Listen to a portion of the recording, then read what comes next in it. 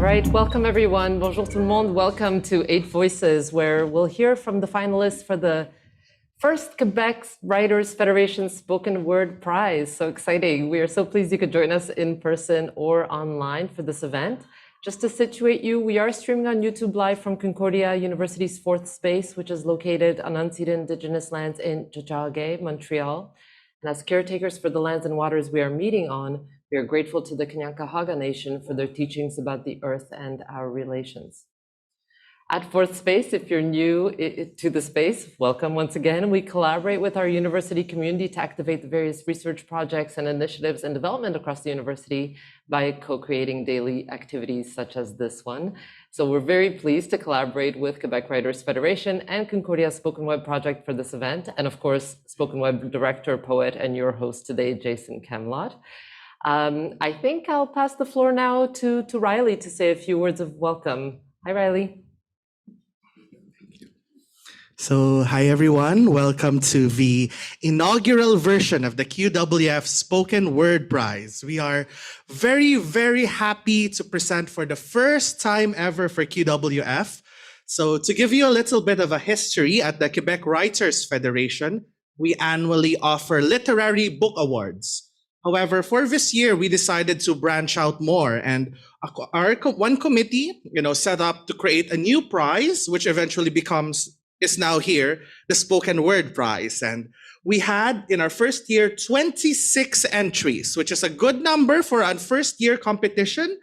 And today we are very, very proud to present the 8 finalists. So from these 26, we have whittled it down to 8. And these people are, in the order that they are presenting today, Deborah Braide, Lucia De Luca, Caitlin Murphy, Raïssa Simone, Johanne Pelletier, Erín Moure, and Roen Higgins. So before we would like to go on, I would like to thank, first of all, the committee that thought of this award, chaired by QWF Vice President Tanya Evanson. This committee also had Laurie Schubert, Elise Moser, and Julie Barlow. The jurors for this prize are very, very esteemed spoken word artists in Canada. The jurors were Ivan Coyote, Kamala Mackerel, and Clifton Joseph. So before I pass on, I just have a few more thanks I'm obliged to give. I would like to thank, of course, our partners in this endeavor, ALAC, for hosting this wonderful book affair. We have SpokenWeb, and of course, Fourth Space. And we also have our funders that we would love to thank: the Government of Canada, SODEC, the Montreal Gazette, Penguin Random House of Canada, Babar Books, Baraka Books, Guernica Editions, Linda Leaf Publishing, Maisonneuve Magazine, McGill Queen's University Press, Pau Pau Press, Universitas Press, Vehicule Press, as well as our bookseller partner, Paragraph.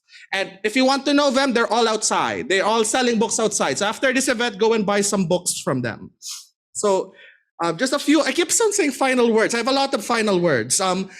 The winners of this prize, from this 8, 3 will win. And these 3 will be announced at the QWF Awards Gala on November 14 at 8 p.m. So if you would like to come and see, what will happen, with this competition, check us out. Go to our website, qwf.org, and you can buy a ticket. You can find it there from the website. And finally, I do have to address this, and spoken word artists we're generally very competitive, aren't we? And that's nice, that's lovely. And I think what really endears me to this community is that yes, it's competitive, but it's all about good fun as well, yes, 3 people will eventually win, but we're not here because of that. We're here to celebrate the plurality of voices, the different people and the different types of poems that you will hear today. Not everyone will be up to your liking for sure, but I'm sure you will leave today, with a few treasured moments. And I promise this is the actual last thing. This is the promise. This is the actual last thing. I would like to read a few words by U.S. Poet Laureate Billy Collins.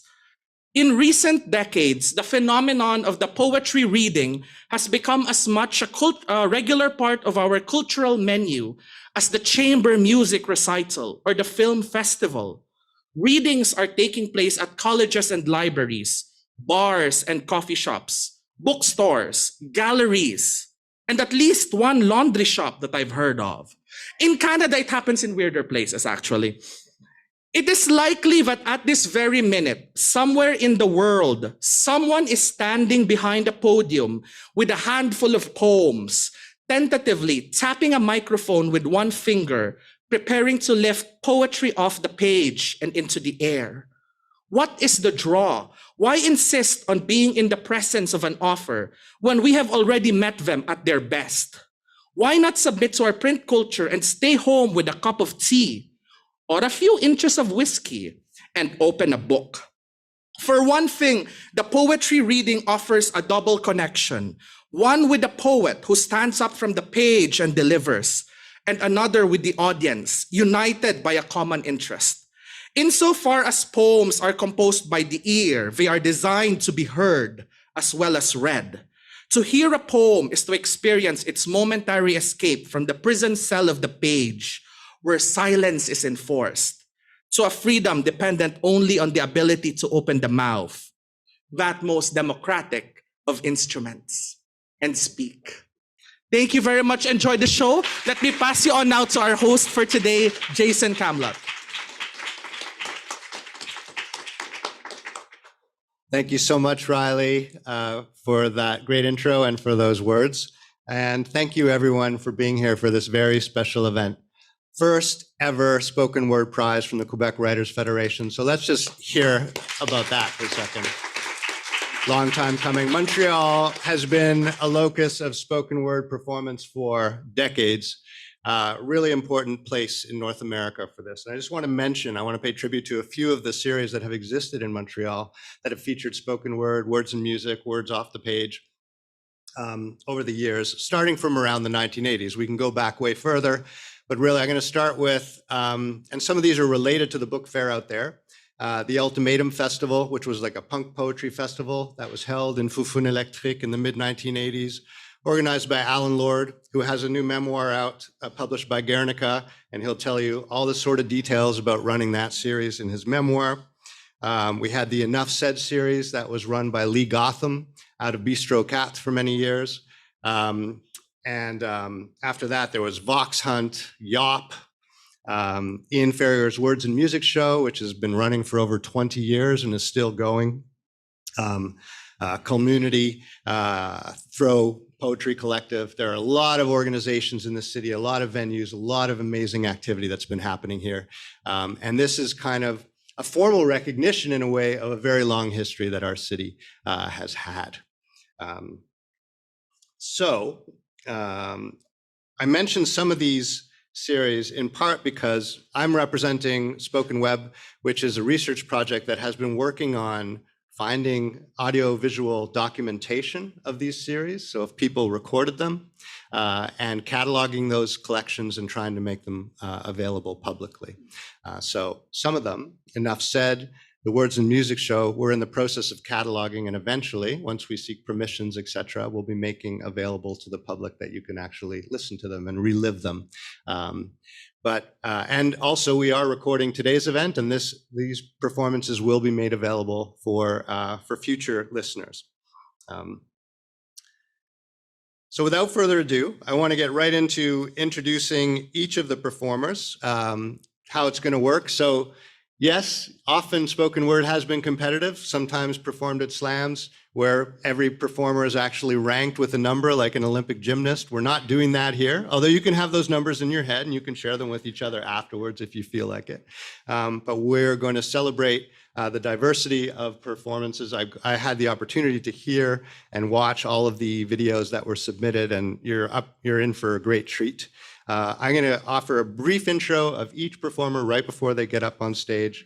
I will mention that one performer, unfortunately, Liana Cusmano, came down with COVID, is not going to be able to perform in person, but we do have a video to share. So we'll get to hear Liana anyhow. Okay, so now we're going to get started. Our first performer is Deborah Braide, who's an energy and development specialist, spoken word poet, World Economic Forum Global Shaper, and British Devaning alumna. an Abuja Literary Society Poetry Slam champion, so she knows a lot about competition and succeeding in it. She's performed for such organizations as the United States Embassy and VSO International. She is committed to sustainable development and gender equity. Deborah Braide.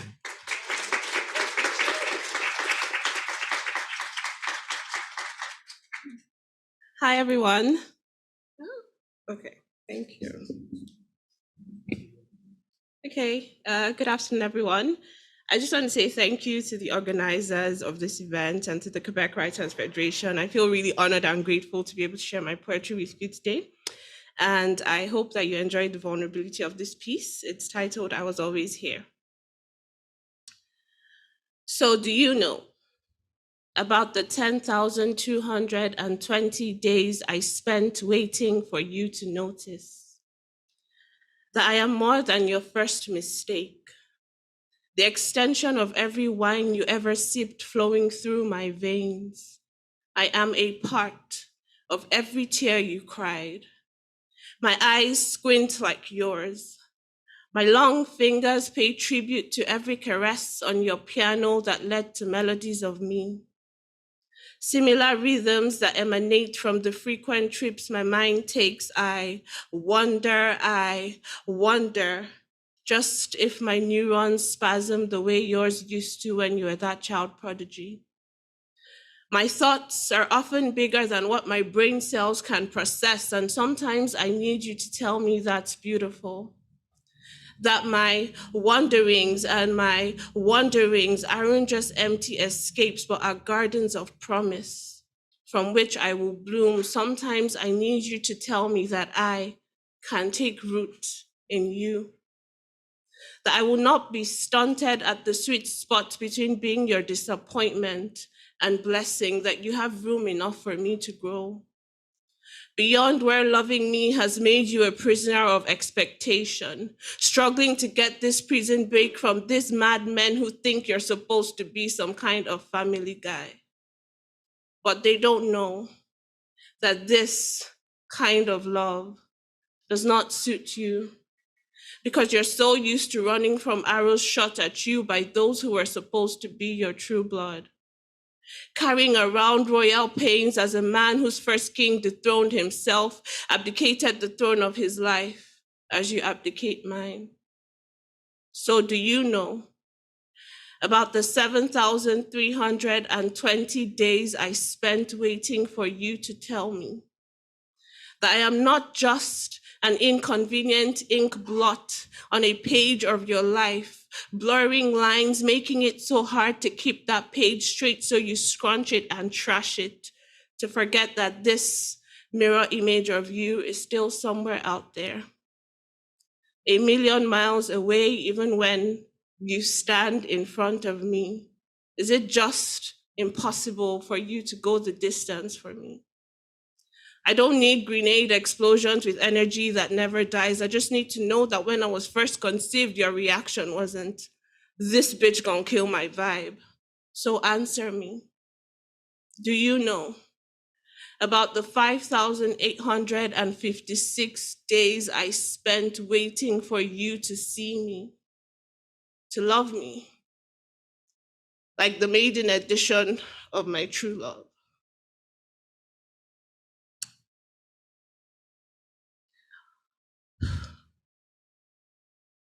Without numbed arteries and glassy eyes, with the freedom with which you love your baby boy, like he was the answer to every prayer I changed for you. Father, please can't you see that I too am a heaven-sent replay of you? Now this may be a long shot, but if you ever do answer, this is what I will tell you. Thank your stars I had a mother like mine, who was every birthday present you never sent. And if you ever reflect on the things you got wrong, at least you got one right when you picked my mom. Thank you.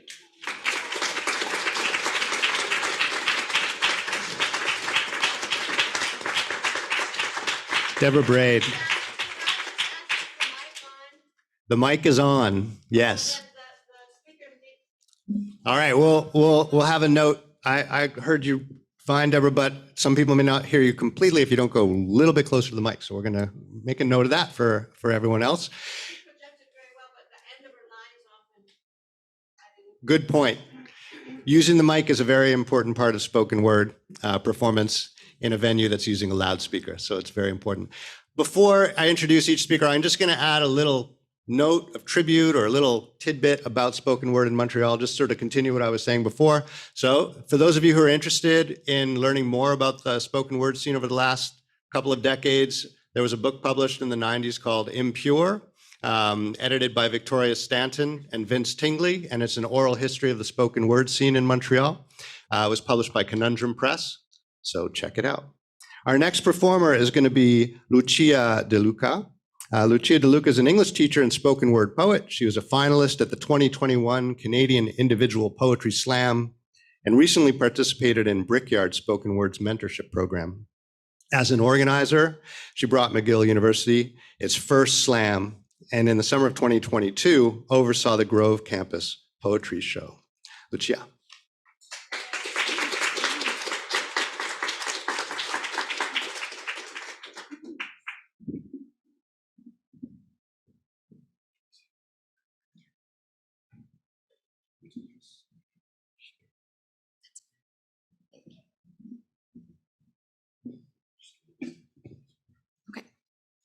Hi, everyone. I'm excited to be here. I'm going to perform a poem called Stalling. 223,478 kilometers. The last day of first grade. Our maroon minivan doesn't stall, doesn't screech for a fix, like she doesn't know that her engine is graying, that her shock frame doesn't soften any blows, or that she is doubling as a glass case for our family of 4 for the final time. When we reach the Ilpero Honda dealership, my eyes spill the guilt of giving up the closest thing we know to a family pet. Her back door, warm with the problems of her last family, still hesitates in its track before letting out my sister and I. 0 kilometers. Our new Honda Accord stands at the top of a staircase in a ball gown, already living a Cinderella story. With AC, a sunroof, and a tiara of untouched charcoal paint, she is Princeton girl to our minivan's diner girl energy. Still, I don't trust her to take us home. She's never done it before. 71,763 kilometers. When my sister slides to the middle to make room for our new brother, I'm sure our car is the one to take him home. Like GIMP bracelets, my parents' hands are a box knot between the front seats, plastic threads looped together on cruise control, but forming corners at every layer. 92,159 kilometers. My sister listens to Marianas Trench on her MP3. My brother plays Fruit Ninja on my iPod. Dad grips the steering wheel. Hands in her lap, Mom looks out the passenger window. Plastic turns to tangled vines, squirming in opposite directions. 114,361 kilometers. Her elbows scraped from bike handles and knees from shopping carts. Dad kicks back in the passenger seat. Even as I get too close to a pole, or merge awkwardly, or count to 3 at a stop sign while the car behind us grows impatient, 135,765 kilometers. 11th grade. Dad picks me up early from school. The snow holds off. I don't know the town where I take my driving test. There are too many one-way streets. The Accord and me pass, but Dad drives us home to spaces we cannot reverse out of, an already failed test. 144,322 kilometers. Can I drive her? I'm taking her to work. Can I drive her? It's icy. Can I drive her? Okay, be safe. 165,697 kilometers. With dry vines and nuisance beneath my parents' feet, our family car outlives our family. The Accord becomes a detour in mediation. Who owns her? What's she worth? Less financially destructive to give her to me than pay lawyers to decide. Dad teaches me to pop her hood and replace her leaky fluid. I buy her for $1. 171,318 kilometers. When we're cold, we run late. We need our windows scraped from the inside too. In Drive, we harmonize as we belt hello. She's the only device I have left that plays CDs, and she does it well, storing 6 at a time. In Leaving, she makes me lock each of her doors manually, 2 kisses on each cheek before jogging into work. I name her Lucia Jr. 173,499 kilometers. Almost upgrade to a Mazda 3, almost let someone else decide whether to euthanize her or sell her to a new family. 175,811 kilometers. Lucia Jr. punishes me for my betrayal. Her steering announces retirement. Her muffler screams for mercy. She stalls on an incline at a busy intersection while a long line of traffic swears and honks every time she brakes. I take responsibility for her stitches. Fixing her is my version of stalling, is tree pose without conscious breath, hoards what my family used to look like by keeping just the box. She is clutter, not time capsule. I need to villainize her, or I won't give her up. 187,013 kilometers. Upon inspection, my mechanic tells me there are 7 new things wrong with Lucia Jr. A few days later, I scratch her right side against a yellow pole in the parking garage of the building she moved me into. More yellow than charcoal, the trim comes off her back door. I keep it in the trunk of my new car.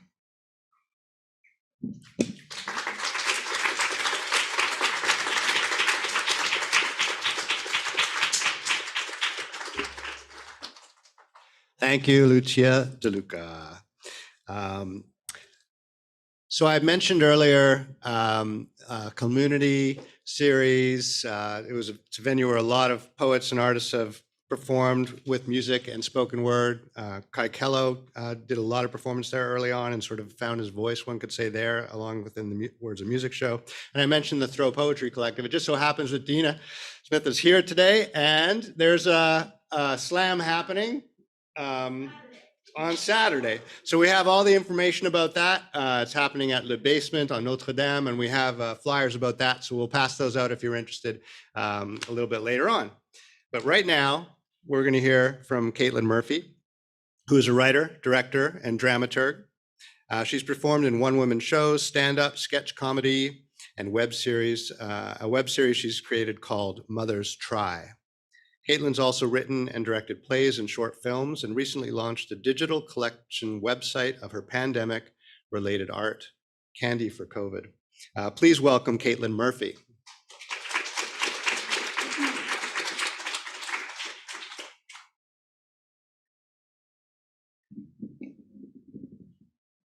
Thanks.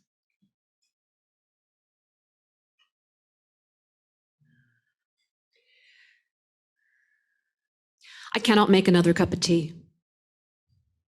I can't. I just can't. You see, there's the lifting of the kettle from its base and the walking of the kettle to the sink, followed by the perching of the kettle on the edge of the sink with one hand and the turning on of the faucet with the other. And then there's the lifting of the lid to the kettle, which always seems a little more elusive than it need be. This button, and I'm never quite sure, at the top of the handle, that I'm never quite sure, even after all this time, not sure how to maneuver. Like, really? It eventually works out. But then there's the placing of the kettle under the faucet and the filling of the kettle with water up to at least the minimum line, which is the line on the kettle which marks the minimum amount of water you must fill the kettle with in order to be able to boil said water. The minimum line. You must wait until the patience. You must be sure to reach it's getting there. You must somehow find it within yourself, because if you do not reach the minimum line, if you do not fill the kettle with the minimum amount of water, well, I just don't know. But once the minimum line has been reached, or ideally crossed, we're all trying to play it safe these days after all, there's the turning off of the faucet and the closing of the kettle's lid. All of this in time to begin the journey of getting the kettle back to its base. Once the kettle is settled back into its original position, you flick the switch. The one at the bottom this time. You just flick it down, just like that. You just flick it down. This is my favorite part, actually. You just flick it down and it glows orange. And it feels really good because something you touched actually changed. You feel something like triumph. But you should not, because now there is the opening of the cupboard and the choosing of the cup. When you hate all of your cups. When you hate your cups equally, but for different reasons. There's the one with the chip, the one that was his, the one that gets too hot around its golden rim, the one that's too small, the one with the handle that feels dumb to hold. Okay, find that one. Picking the tea is less of a quandary these days, ever since you gave up on the illusion of choice. It happened on one very specific day during which wave, which lockdown, who can say, but I remember standing in the grocery store aisle, scanning the boxes of tea for miles and realizing suddenly there aren't actually that many different kinds of tea. Not really. Not when you look closely, not ones you'd actually want to drink. And I honestly thought there were more. I did. Like a lot more. I could have sworn there were at least 2 times as many kinds of tea, maybe 3 or 4. And I wondered that day, during which wave, which lockdown, who can say, why aren't tea makers working on this? Like, given the state of things, why isn't anyone seemingly doing anything to ameliorate the selection of tea? Is nobody out in the world imagining me in my kitchen? Meanwhile, the water has started to lightly murmur that it's working on your request. You take the who cares what kind of tea bag out of its envelope and put it in the hated because it feels dumb to hold cup, being sure to carefully dangle the string with a tag down the side of the cup to avoid that oh-so-sad fiasco which I need not name. The water in the kettle is coming to greater life now. Light murmurs give way to mild rumblings, which surrender to wild agitations, and thus it begins. The seemingly endless ascent to boiling point peak, and that terrible familiar feeling descends, the rotten torture of the always almost, the overdose and the oh so close and the just hang on and the won't be long when you honestly don't know how much more of this you can take. How much of this clenched and constant climbing can anyone be expected to bear? And isn't really fucking hot water close enough to boiling anyway? Does it have to be boiling per se? You dare yourself to do it, just flick it, flick the switch, back up and abort this miserable mission, call quits on this excruciating climb. Just like you give up on orgasms sometimes with that messed up mix of resignation and relief. Just end the ever leaning, wretched, reaching. And then there it is. The flick back up of the switch on its own, and the orange glow goes cold. The water has boiled. Somehow you held on, like you do every time, like you fill the kettle to the minimum line. You pour the water into the cup, drowning the tea bag, which of course drags down with it the string and the tag, which you'll fish out with a fork once you finish this sigh. Now, maybe you don't drink tea, in which case this has all just been a cautionary tale. Or maybe your kettle is different than mine, or situated at a greater or lesser distance from the sink, in which case this has all maybe felt a little irrelevant. But for some reason, I just really needed you to know that I simply cannot make another cup of tea. And there's nothing simple about it. Thank you.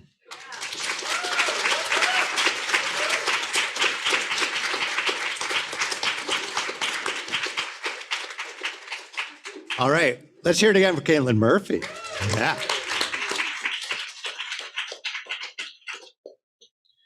Well, after this event is done and you head to the merch table and buy some merch of some of our performers and then go check out the books at the book fair, you might be welcomed by someone named Billy Moure.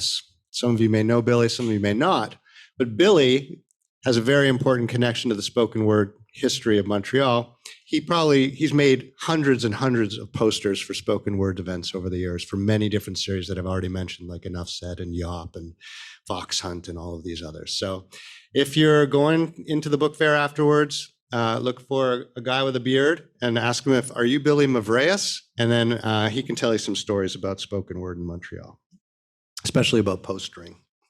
Our next performer is going to be Raïssa Simone, who's a multidisciplinary artist and writer based in Jojage, Montreal.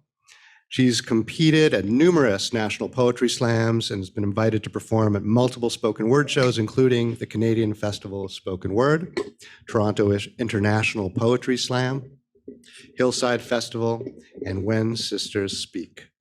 Raïssa Simone.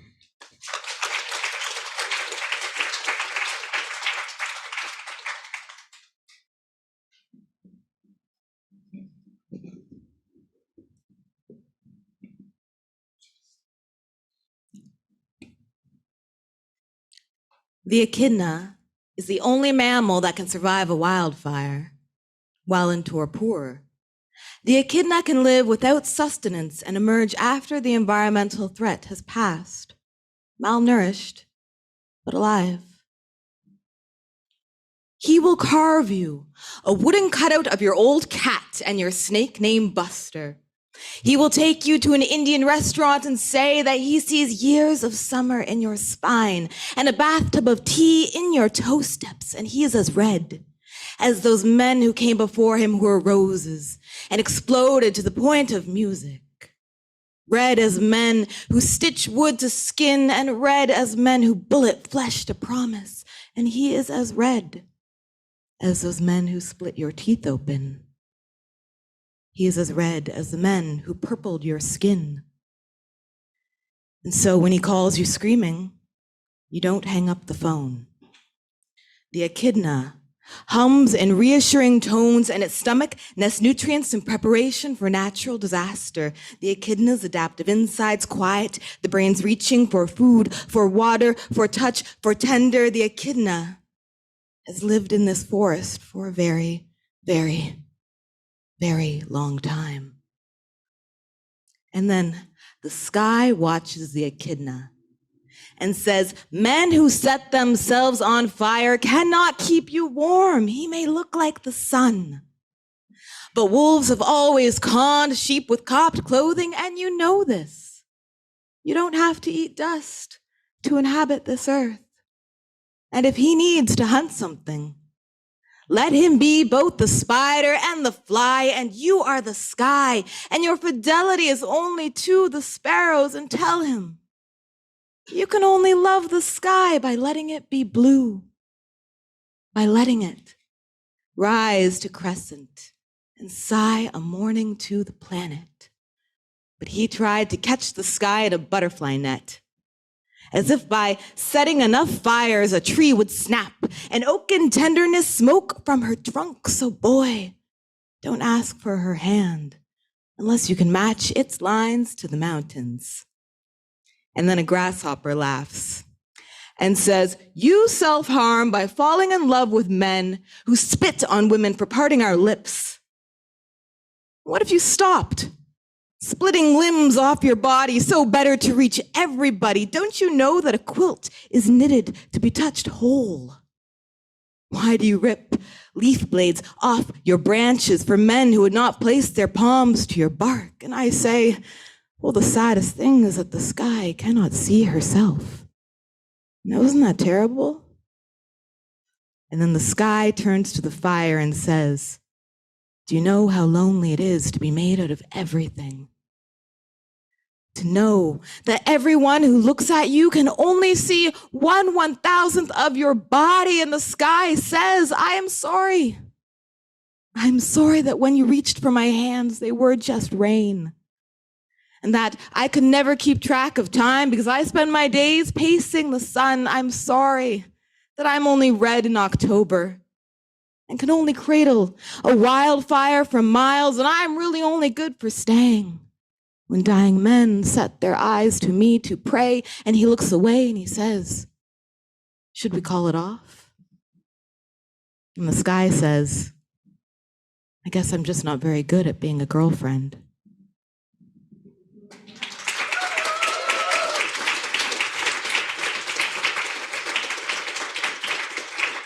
Raïssa Simone, thank you very much. Who publishes spoken word in Montreal? I mean, what does publishing spoken word mean, right? Because it's off the page. It's not putting it into print, right? Well, back in the 90s, Fortner Anderson, Ian Ferrier got together and started a spoken word press, let's say, releasing CDs, and often in collaboration with Conundrum Press, books with CDs of spoken word performers like Fortner Anderson, Kai Kello, Catherine Kidd, people that have really sort of made names for themselves in the spoken word scene here. So this is before YouTube. Now YouTube is one of the major publishers of spoken word, I'd say, but there are probably other publishers of records and CDs of spoken word from Montreal, but Wired on Words Productions is the one that you'd want to Google if you want to find some of the early productions from the 90s and early 2000s. Johanne Pelletier is a storyteller with work featured in Canada and the US. She's the winner of the Grit 99 Second Story Grand Slam, the producer of Good Gin, Bad Gin? Good Guy and Bad Guy, that sounds better. Good Guy and Bad Guy, Women's Health Stories, and an amateur boxing judge. She teaches storytelling to scientists and to startups. Johanne Pelletier.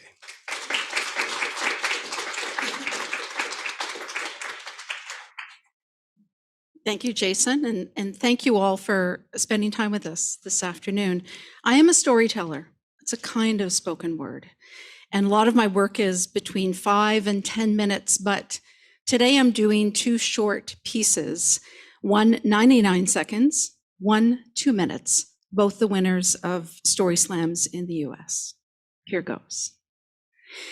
This is not my first time in a boxing ring, but here in Brooklyn, the stakes are high because my opponent is the champ, the women's heavyweight champion. And we're just sparring. That's a practice fight, but everyone in the gym gathers around the ring. She's the draw, not me. I started fighting in my 40s. The thing is, I love the strategy of it, but I'm never going to be a champ, but I want to practice like one. I get a few lucky punches in early and the crowd cheers, but it's short-lived because when the champ hits me, I feel her power and I back off. And after a while, she pushes her weight into me. She pins me against the ropes and I feel her breath in my ear. She says, "You keep dropping your left hand, I'm going to hit you even harder. Focus. You know better." She's teaching me. I survived 3 rounds. I have a bloody nose and a black eye on the way. I did okay. She didn't break a sweat. I go sit ringside. I love being right here. The champ comes over, hands me an ice pack. "Here, that's gonna swell. You need to focus. You need to practice. Same time tomorrow, right?" Yeah. See you tomorrow.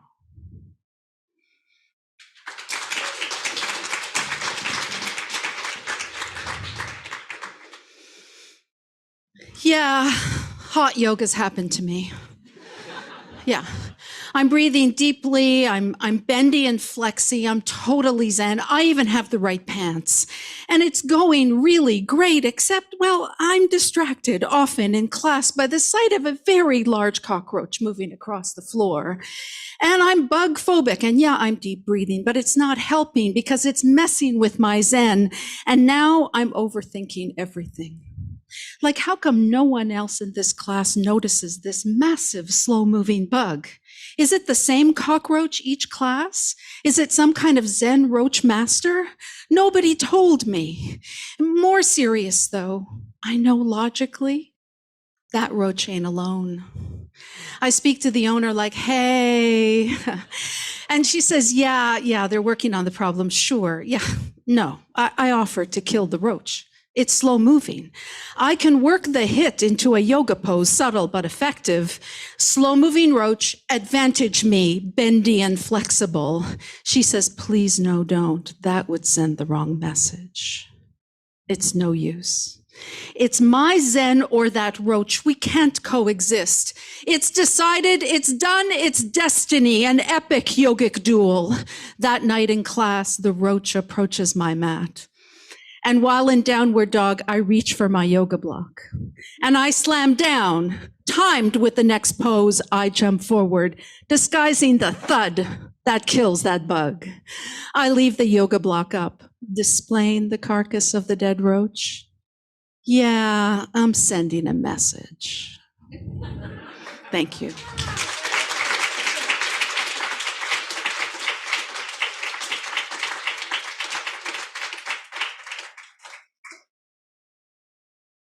Thank you, Johanne. Where has spoken word taken place in Montreal? What are some of the main venues? I already mentioned Bistro Cat was one of them. Blizzards. In the 90s, basically half the city was available for use for artistic purposes because it was vacant. So a lot of warehouses, places like that.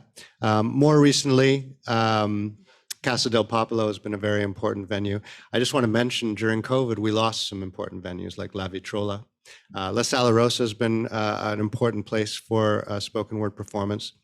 I'd like to invite you to listen to a podcast that I made about doing 16 words and music shows online during the pandemic when we didn't have access to any venues. So just go to SpokenWeb podcast, Google that, and look for the episode called The Show Goes On. Erín Moure has been an amazing reader of poetry in this city for a very long time. She's a poet and poetry translator. Her most recent work includes Chaspato's The Face of the Quartzes, Delise, 2021, and her own chapbooks, Retooling for a Figurative Life with Vallum, published in 2021, and Aberrescence, Columba, 2022.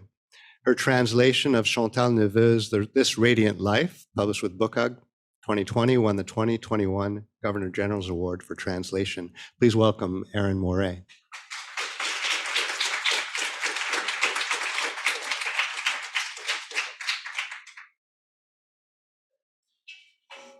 Hi, everyone. I'm very honored to be part of this event and here with these marvelous performers. I've learned a lot over the years from spoken word, and it's one of the things that has helped me incorporate better things into my own work and into my performance. I'm going to read just a short excerpt from Kapusta. It's a book came out a few years ago. It's a book of poems in the form of a play. It's what I call a distributed monologue. So it doesn't really matter who is talking. If I tell you who is talking, there's a character, MD. Malenka Dochka means little daughter. And basically the text in this book is both in English and in French, but I'm going to mostly read it in English. But I'll start in French, and basically the voice at first is asking if Malenka Dochka feels anguish.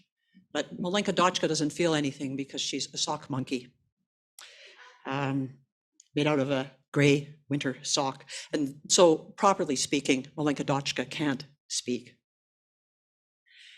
MD ressent-elle de l'angoisse? Non, MD ne ressent précisément rien. MD est une poupée singe faite d'une chaussette d'hiver grise. MD, à proprement parler, ne parle pas.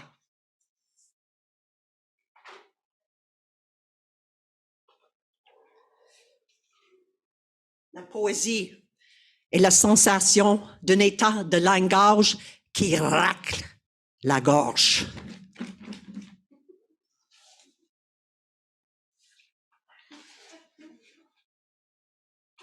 It's a country of beautiful forests and drunken boys.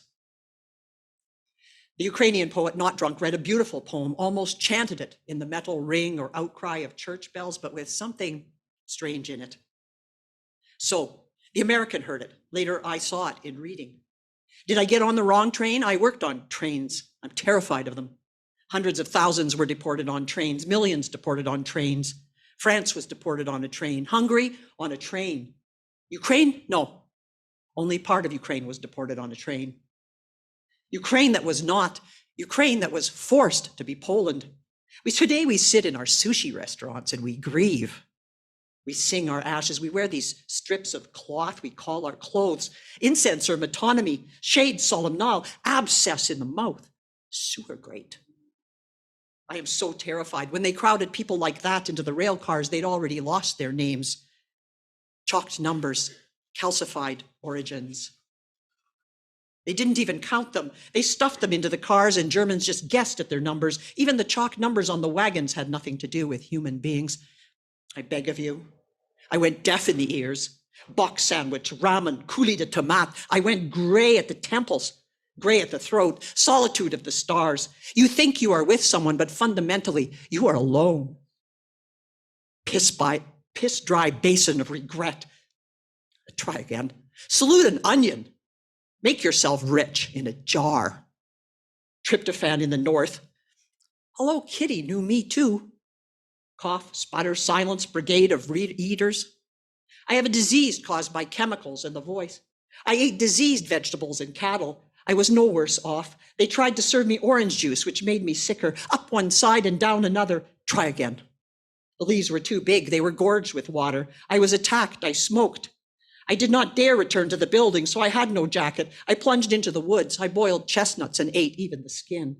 I was sick on plants. I cried. I threw up. I danced with the others, following the strange movements of their limbs in the hills, mimicking so they would not betray me. I was unable to say how long I had been in the forest without water.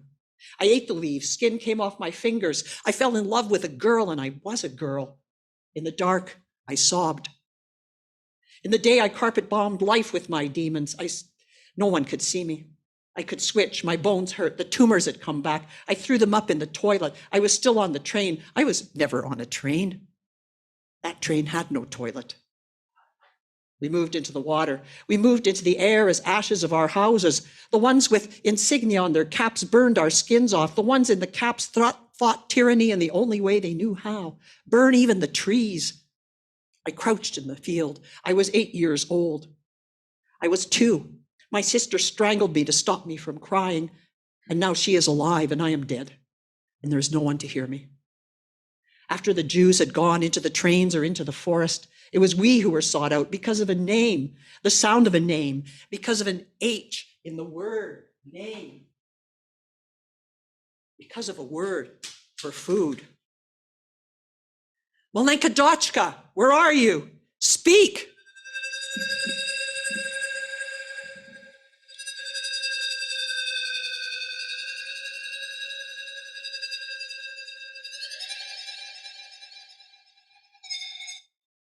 Thank you.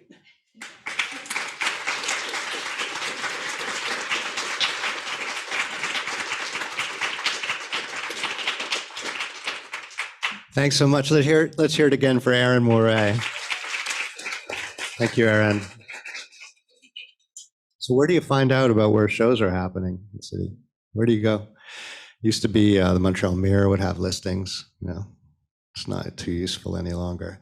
Well, there is a site called Where Poets Read, which works very hard. It's my colleague and friend, Catherine McLeod, who's been doing that for many years now, trying to find everything that's going on and listing it there for you. So I encourage you to check out Where Poets Read. Catherine just gave birth to a baby on November 1st, little Clara, but she assures me she's still populating Where Poets Read with the latest events. So you'll find information there.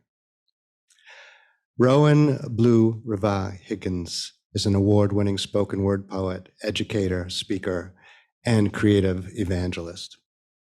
As the founder of the Elevated Creative, her mission is to elevate others through creative literacy and help them find their flow and tap into their genius zone. Roen Higgins.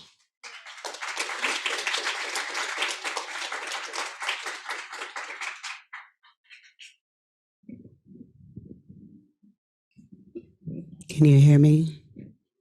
Can you hear me? He's like, thank you. Hello, everyone. It's a pleasure to be here. I just want to thank QWF for creating spaces for creatives where we can write our rights, if you will. So yeah, let's get into it. Y'all feeling comfortable? Y'all feeling good? They're like, yeah, let's get this over. Just hurry up.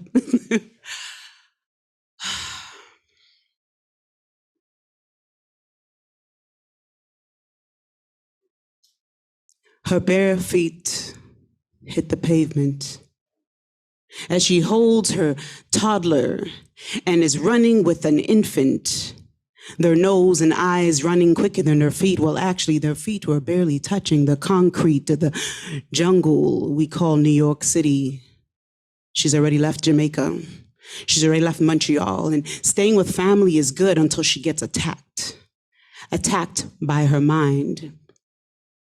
Yes, coming from a womb of a shattered woman's mind, here I stand. I pray for an intervention so divine when I heard you robbed of your conscious, your intelligent mind, uttering words that appear to have no comprehensive meaning but to open doors. You just expressing your mixed feelings. Hearing voices when no one has even spoken in your head, provoking, choking, stopping you from breathing, no escaping. Can't close the doors for one quiet moment because verbal attacks keep coming back like a rejected token. I see you on bended knees asking for atonement, thinking you've done wrong, sentenced to this cruel punishment, trapped in your own mind like a detained in detention. Breaking out just became your main intention, redemption. I've come to the realization you're a beautiful person with a purpose. Your talents are so profuse, you're stumbling over your confusion. Which the devil left behind after Druid intrusion? Heavenly Father, please provide a resolution. I pray this uninvited guest will leave when the sun sets, and when it rises over your horizon, you be blessed and darkness ceases to exist. Evil under arrest, lift your head up, let him heal his child with a kiss. How many of us have taken a time out to listen to a soul who's been trapped between the walls of depression? How many of us reach out with compassion and realize shades of madness as camouflage intelligence? How many of us has been told to go for a psychological assessment because we do not conform to the norms of society? Well, baby love, I overstood your madness when I heard you in a corner crying, singing. This is insanity, living with split personality, crazy, singing everybody so shady. How come everyone is ignoring me? Is this a conspiracy? Free your mind, free your mind, free your mind. Free your mind, free your mind, free your mind. I pray this uninvited guest will leave when the sun sets, and when it rises over your horizon, you be blessed. Darkness ceases to exist, evil under arrest. Lift your head up, let him heal you with a kiss. To my mother, Casilda Rose, to my sister, Tamara Higgins, and the countless individuals who are struggling every day with mental health issues. Free your mind. Thank you.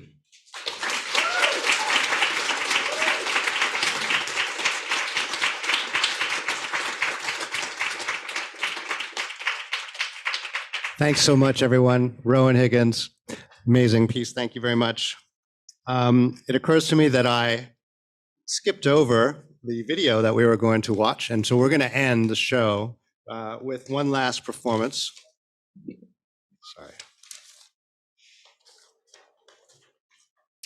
By Liana Cusmano, who can't be here because she has come down with COVID. So Liana Cusmano, also known as Luca by Curious George, is a writer, poet, spoken word artist, and filmmaker. They were the 2018 and 2019 Montreal Slam champion and runner-up in the 2019 Canadian Individual Poetry Slam Championship.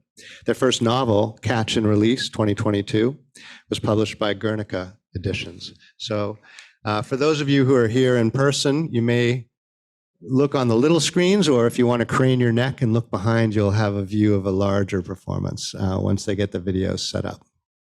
We're good to go. All right, roll it.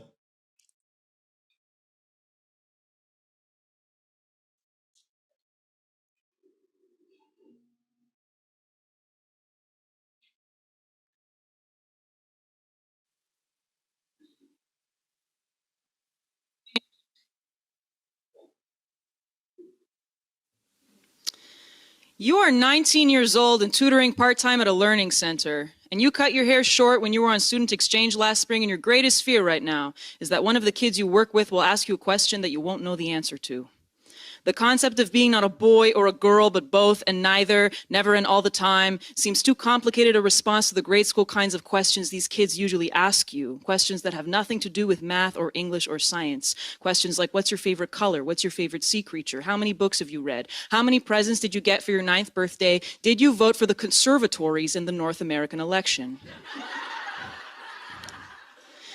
These questions are all part of the consummate constellation of dreams and dreads and desires that all run riot inside your head, hopscotching alongside the certainty that someday you will be loaded with debt and dependence and probably even more disorders than you already have.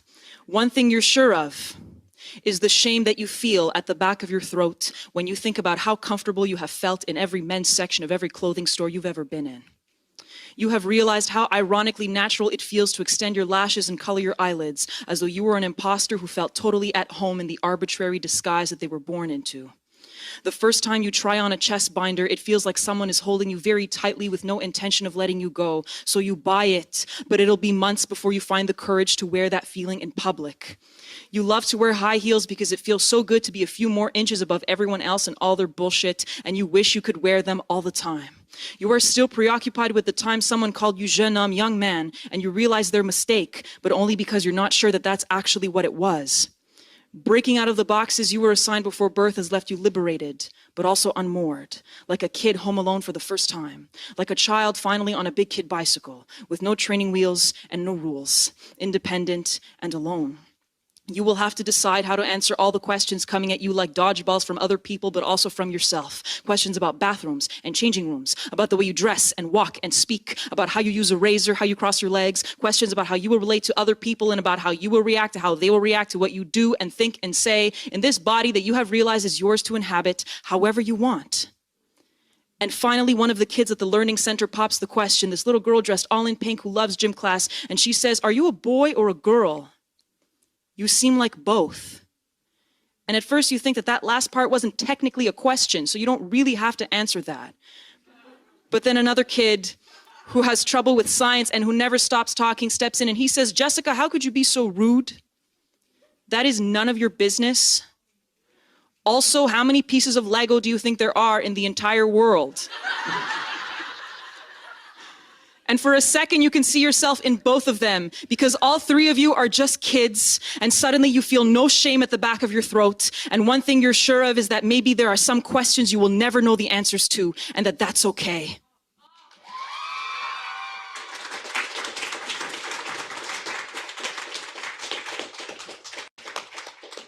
You are 19 years old. Oh, we're gonna. All right. Let's hear it again for Liana Cusmano. Can't be here, maybe watching online. So it's really important, special for me to be hosting this event in the university where I teach in an English department. We teach poetry in the English department.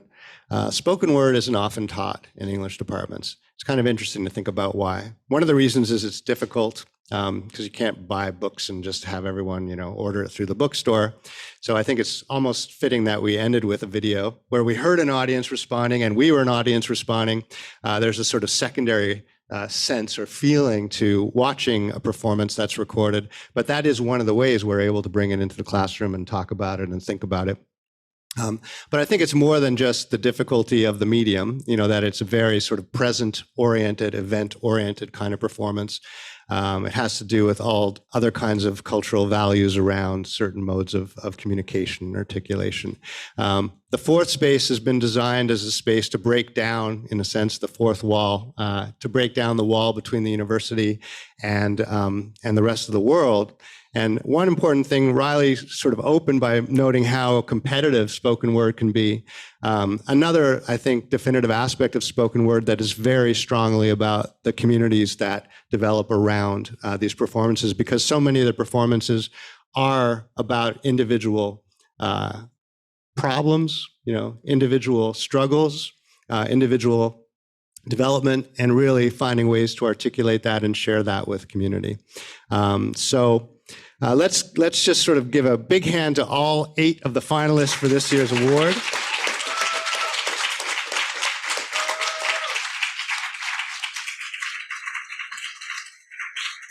A great thanks to the Quebec Writers Federation once again for launching this prize. It's an amazing thing.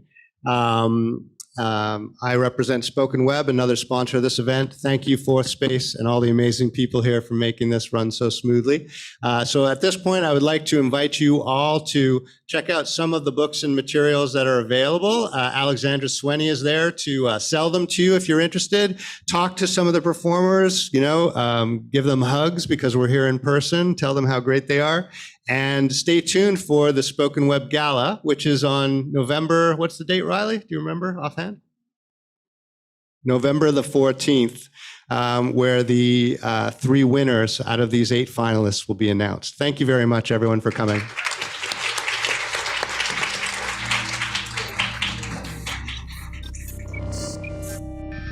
If you have an idea for a podcast, please let us know.